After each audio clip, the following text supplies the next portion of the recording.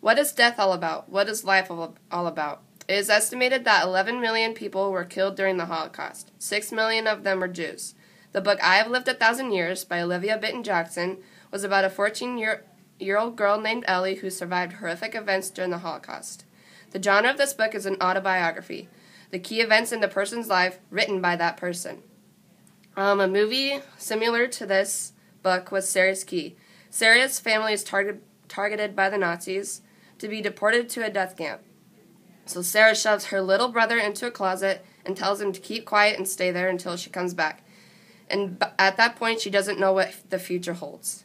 Sarah kept the key to the closet, and if it stays with her during harrowing events. Sarah ends up surviving the Holocaust and goes back to her home, and turns out that the owners of her house had remodeled the house. And she unlocks the closet and realizes her brother didn't make it after 3 years and being locked into the closet.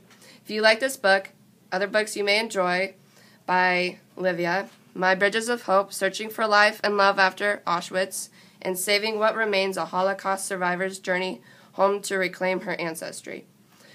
My overall rate of this book was a 5. Not only was the book emotionally moving, but as I read the book, I felt as if I were standing right next to Ellie. Though I will never truly know what it was like to live through the Holocaust, I will always have an idea of what it was like.